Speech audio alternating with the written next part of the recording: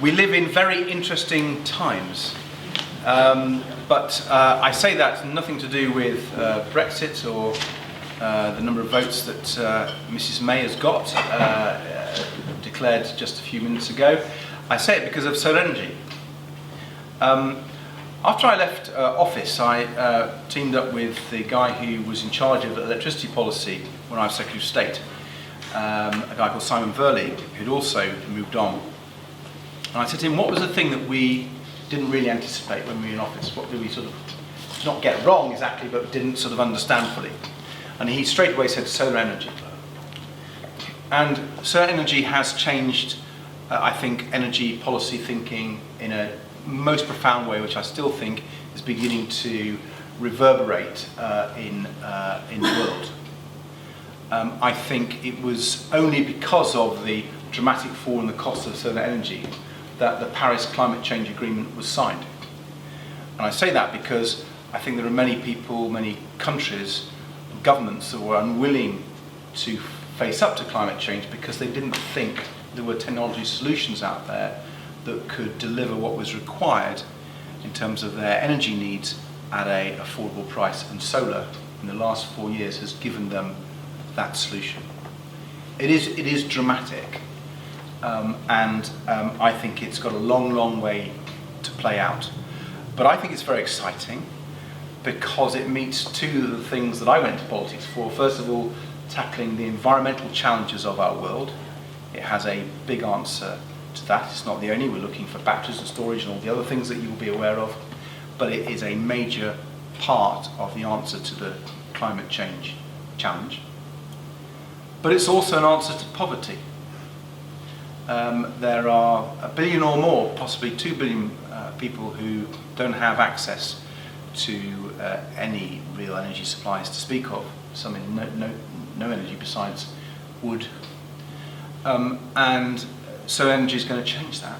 It is beginning to change it, and that's going to have a dramatic effect on people's access to education, to medicine, to economic opportunity, and so on and so forth.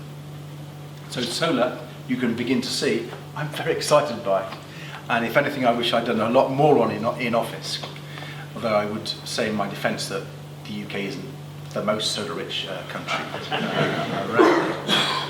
around. And that's why when I was approached by Steve to decide whether to play a minor role in this fantastically exciting adventure, I grabbed his hand and shook and said, where do I sign? Because I think we have to think very carefully how we apply this amazing natural resource, free resource, to our world, and how we can use it to make it a better world. And clearly we think about solar in power terms and in electricity, and that is the immediate application. But we've seen it being applied to planes. And wow, that would be a difference. I think we've got a little way to go in planes. But people have been trying to apply it to transport in terms of automotives for some time.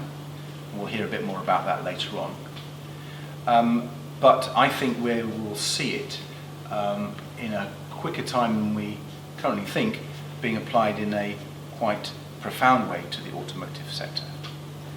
And the question is the UK, is GB, I'm not sure what will happen if certain events happen, whether it be GB UK or EWI or EWNI or something. Anyway, our country.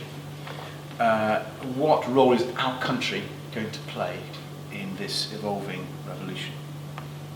And I hope we can play a much bigger role than we have hitherto, particularly in solar. And I think we have the talent.